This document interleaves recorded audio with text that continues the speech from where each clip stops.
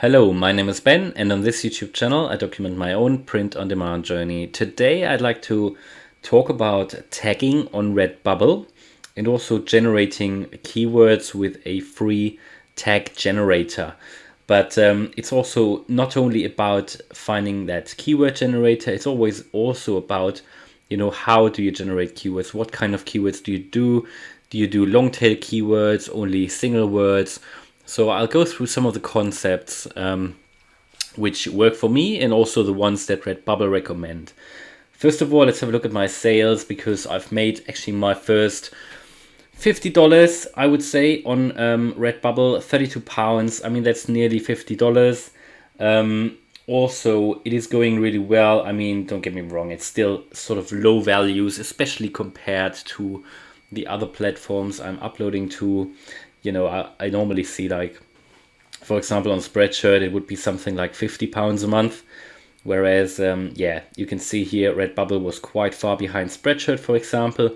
But, and that is the most important thing, we can clearly see a trend to the upside here. I believe July, it's now sort of 50% over.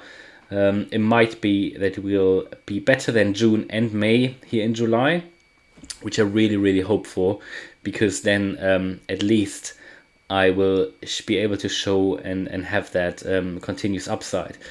From what I see, it really, really takes a long time until Redbubble finally kicks off. And I mean, I wouldn't consider this taking off yet, but at least I get, every few days I get a sale now. And I think that is where it starts then, but it's taking extremely long. I mean, I started to upload in November or December, had my first sale in January, and then it just really, really was slowly picking up until then finally in May I increased my royalties as well.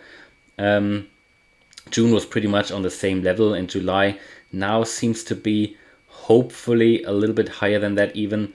So hopefully we'll get that continuous upside, which would be great, would be motivating. But let's talk now about tagging. So I just wanted to talk to you about this Redbubble Tagging 101 that was published late in April this year. And Redbubble recommend actually what you should do for tagging. So let's go through that. I will also comment on that with my own experiences. And then I'm going to show you a free tag generator that you can use to generate good high quality keywords for Redbubble. And the good thing is it doesn't cost you anything. So let's talk about these do's here. So first of all, 15 tags on each design. That is what they recommend. I mean, as you know, and that is what, many people actually do tag spamming. What is tag spamming? Tag spamming I consider if people use the same tag over and over again to rank high in the searches. Unfortunately, Redbubble is still, full of that. You can find it everywhere, really.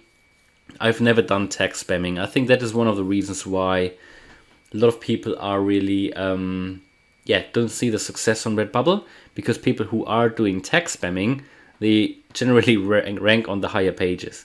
But let's get to that later. First of all, do 15 tags. That's what they recommend. That's what I normally use as well, really, because I tend to upload to many print-on-demand websites with an automated upload tool. Some websites don't. They only allow for like 10 to 15 tags. Spreadshirt, for example, I think they allow up to 25. I never use the 25 because then I couldn't use the upload tool for the other websites. So I normally try to put the most relevant keywords at the front. So the first few keywords are the most relevant ones. But yeah, normally I go with around 15 tags. So that actually works for me. Next one is use each of these categories. So they want you to create your keywords in a way that you talk about the content. So for example, the content that appears in your design. So it could be if your design contains a flower, a tree, or a star, please mention that also in your keywords. Also a theme like nature, botanicals, or a style. It could be you have a design that is like a watercolor style. You find many of these on Creative Fabrica, for example, or floral. It could also be like a just patterns, for example. That could be your style. So you could include that in your keywords as well. That's what I generally do as well, and that works quite well. Let's take a look at another do. Stay true to you. So what they basically say that if your design let's say, shows a superhero, you shouldn't include politics, for example. Yeah, so it just means that stay relevant to your design. Don't just because you think a current keyword is currently trending, but your design doesn't have anything to do with it, then you shouldn't include that not related keyword. Please always use only keywords that relate to your designs. That, you know, I've been doing that from the beginning, and it works for me on various platforms. And yeah, I believe also on Redbubble. It just doesn't make sense if you have keywords in there people aren't actually looking for. And I mean, that's not only relevant for Redbubble. That's, you know, I have to generate my keywords for YouTube as well, you know, for these videos. So you always want to make sure that they are relevant. Definitely. Another do, note your tags to use again. So that's more like an efficiency, time-saving tip. So basically, when you have a certain niche that you upload to or that you operate in, then you should have your defined set of keywords that you can just copy and paste all the time. Maybe a defined set, that's what I have. And then if there are a few specifics in a particular design, I would always add a few keywords that really only relate to that one design. So, but definitely have your keywords. I normally have an Excel list in which I have all my keywords for different niches. And then occasionally I add a few more to that when a design shows something specific. And also aim for single word tags. So they generally recommend you use single word tags. I normally do that most of the time as well. I've learned that works best for me. Also, for example, here on YouTube, single word tags, because that's also what Amazon recommend actually. They recommend that you use single word tags because if you, for example, have a tag like, so you would separate, for example, let's say you have a dog mom design, then you should have them separate. You should have dog and mom separate because they will sort of combine when people look for it. That's what they recommend. But then they say sometimes multi-word tags are good as well. I mean, Grand Canyon, if that's like a name, you know, because it just belongs together. No point in having Grand and Canyon separate. So if it's something like that, you can combine it. I normally keep them actually separate because, yeah, I don't know. It's just personal preference and it seems to work for me on various websites. So just a recommendation here. Occasionally, though, I link them together, but I rarely use more than 2 words in a tag. So I definitely don't use sentences. Normally I stick to 1 word or 2 words. And to be honest, when do I use 1 or 2? It's a bit hard to say. Normally I stick to 1, but occasionally I use 2. I don't know what's better, to be honest. They recommend here stick to single word tags. But then they say if there is something that really goes well together, like Grand Canyon, something that really does only make sense if you talk about it, you know, with 2 words, like Grand Canyon. You know, nobody would know what you're talking about if you talk about Grand and Canyon separately. No, it needs to be Grand Canyon. But yeah, if I have something like Dog Mom, I would separate it. So yeah, it's a bit difficult to explain really, but I found going with a mix between 1 and 2 word keywords, it works quite well for me.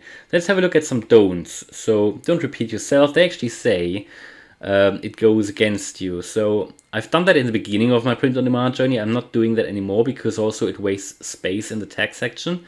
So yeah, if you have dog in there, you don't need dogs or dog lover, because on most websites, also on Amazon, they actually have it built in that it finds like the plural of the word. So if you have dog in there, you don't need to add dogs because it would already recognize that dog is in there. And if someone looks for dogs, they will find your design as well. So Amazon recommend that on their website as well. So I've stopped doing that. I'm not including any plurals of a word anymore. Also, they say dog lover, you shouldn't do dog mum, not if you have the word dog as a single one. But that's what I just said. If I have a word dog, I wouldn't repeat myself, and I also wouldn't add dog lover with like the 2 word tag. I would then potentially have dog and mum, for example, as separate tags. And then also, yeah, aim for variety. That's what they recommend as well. Dog, pet, puppy. I can definitely recommend that. Have a bit of variety because different people might look for different things. You can always, a good tip is I normally go to Google and search for some synonyms, and then I use some of these that I think work well. Also, don't waste your space. Yeah, don't be too broad. So funny, gifts, illustration. That's what they say. Now, gift and funny, I normally include all the time. The reason is actually that, and I saw that on the Spreadshirt blog, and it might only work for Spreadshirt, but I do it anyway for Redbubble as well. So funny, gifts, and cool I always include, and the reason is that, and that came from Spreadshirt themselves, that the best-selling t-shirts actually, or the highest searched for keywords are actually cool and funny. So, you know, most people look for cool and funny. So I'm always including cool and funny anyway, because people look for it. And if someone's looking for cool dog, right? And if I don't have cool in there, yeah, it might not come up. So I always include cool, funny, and gift. Yeah, you know, people might have a different opinion. I know they're very broad sort of niches or broad terms, and they also, Redbubble, say you shouldn't use it. I still do it because I think people are looking for it, and a lot of people are looking for it. You know, there is also a lot of competition then about, you know, with these keywords, but a lot of people are looking for it as well. And also avoid to be too specific. So like this example here, don't be too specific, all in one tag. Avoid value tags and buzzwords. So yeah, trending, I would not recommend you use trending. Also best selling. Also Amazon don't like that. You shouldn't use these at all. These are sort of the buzzwords that rarely any website would like or accept. Also don't use full sentences. I already said I personally don't normally use keywords or tags that are longer than 2 words. It also steals you a lot of space, so I wouldn't do it. You could rather use these here, like in separate words, divided by a comma here. And then don't skip the description. So that's an important one. Always fill out your description. That's very important in generally any SEO activity. Also here on YouTube, the description is one of the most important things that help you to rank. So you've got the title, then the description. They are very important, sometimes even more important than the tags, especially on YouTube. I'm not sure how it's about Redbubble, but generally description always very important because it helps you to rank on Google. That's what they say here as well. And then don't include the product type. Yeah, because that takes space as well. Don't include t-shirt or hoodie because people can look for that and then Redbubble will automatically find that anyway. No need to include that and waste space. Right, that's all about that. I hope that made it quite clear. I agree with most of these. I explained which ones I don't agree with, but let's have now a look at, if you, for example, have a certain niche, a certain design, how can you actually identify the keywords that might work? Now, you know, I won't go into like the flying research tool here or Merch Informer. I'm just going to show you a free tool that you can use that I used in the beginning that helped me. It's the Redbubble tag generator from Merch Titans. It's free to use. All you need is to register on their website, and then you can put in a base tag here, and that's specifically for Redbubble. So if you are in the, let's just try horse, right? You have a horse design, and oh, I can't do it now because I'm not logged in. Anyway, what you need to do, you just type in your niche, you go get tags, you get a list of tags, you can then copy them and just use them in your designs. But always make sure that you don't infringe on any trademarks, because some of these keywords that come up, they are not trademark checked, but it still shows you the ones that people are looking for and just generates a good set of keywords that, you know, if you can't identify any good keywords for whatever reason, then it definitely is a good help. But always make sure that you check them for trademarks. That's pretty much it. I hope you liked the video. If you did, then please smash the like button. And if you want to follow me on my print-on-demand journey, then subscribe to the channel. Thanks a lot for watching and see you in the next video. Bye.